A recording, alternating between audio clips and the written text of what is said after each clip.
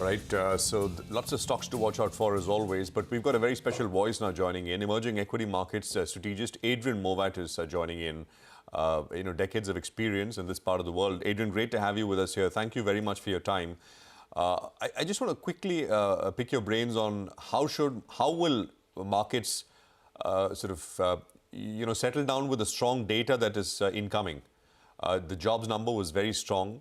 The inflation print was not weak. The underlying components were strong, and of course now we got retail sales. So is good data good for markets, or is good data bad for markets? What's your sense?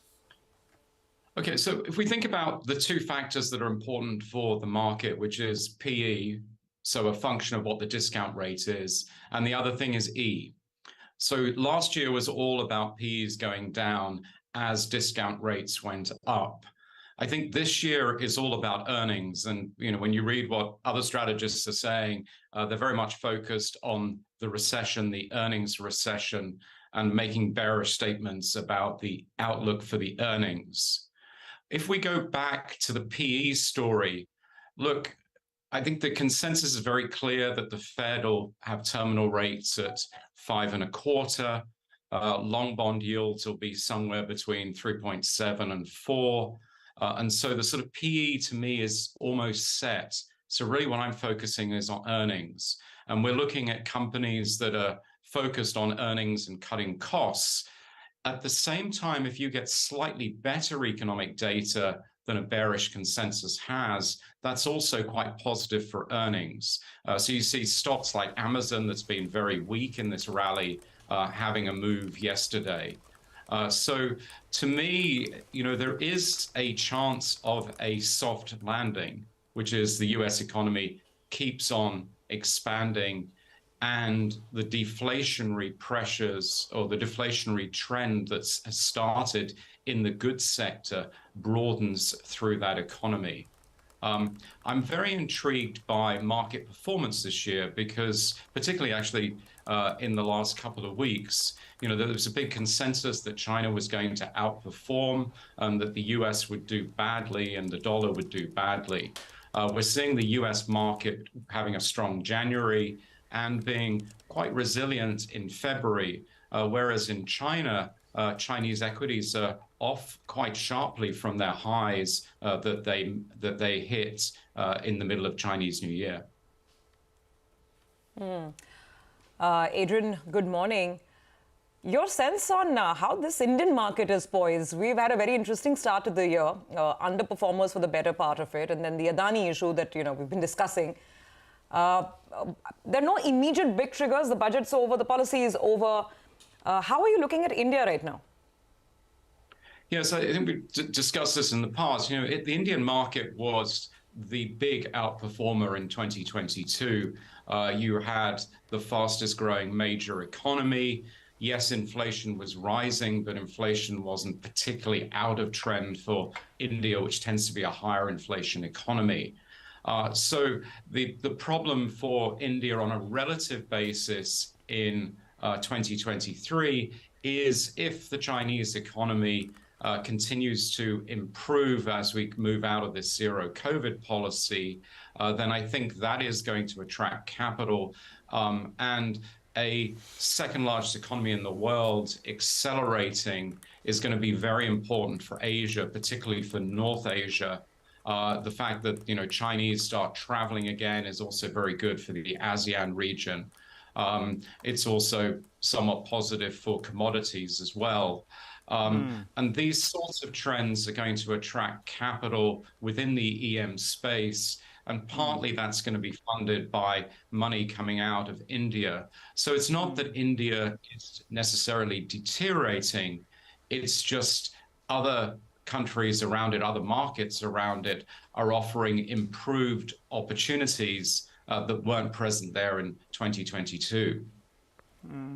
Hi, Adrian. Good morning. Nigel on this side. Adrian, in the past, you've said the trade should be short the dollar, which will be actually a positive for emerging markets. Now, the dollar index that was threatening to break that 100-odd mark, it's around that 104 right now. Do you believe this is, it'll continue its downtrend from here? And also from the emerging markets, what's the pecking order? You've mentioned that there could be some outflow from India towards China in the near term, but what's the pecking order among these emerging markets? Yes, so I think at the moment China is sitting at the top, and then maybe some selected ASEAN markets, such as countries like Thailand, that would be a big beneficiary of increased tourist flow from China. As we move through the year, I think we're going to start to see some real opportunities in the semiconductor space, which is currently in a very deep earnings recession. But I would be looking to add to places like Taiwan and Korea around mid-year.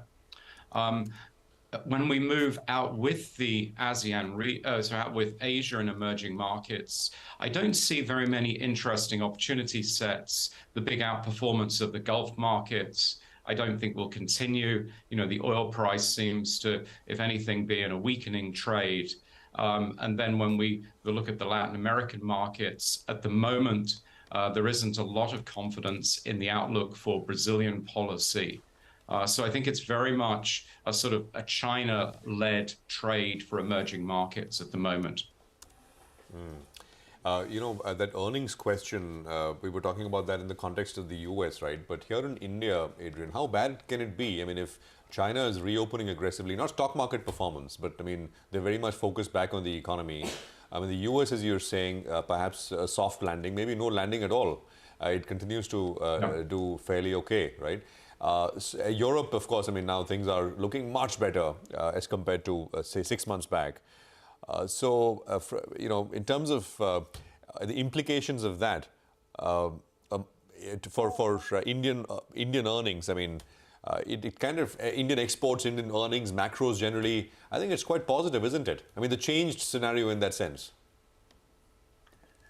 Well, it's definitely more positive for exporters if global demand holds up better. So if Europe doesn't go into the recession that people were fearing, because actually the energy costs, the impact of energy costs in 2023 is much more positive than were expected, particularly for the consumer and the industrial sector.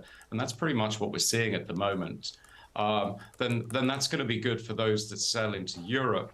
I do, though, think we need to be conscious if it's sectors like the auto industry, that auto demand has been relatively weak. I mean, the retail sales numbers out of the US are good, but I think we've got to understand that this industry is going through a massive change. And if you're an auto company that doesn't have the right EV in place, I think you're really going to struggle. I think the consumption data also, let's be conscious that it might be more on the services side rather than necessarily on physical goods. Okay. All right, Adrian, we will leave it there for today morning. Thank you very much for joining in. Great talking to you, as always. Quick break on that note. We'll come back and, of course, get together with our list of top stocks to watch out for this Thursday morning.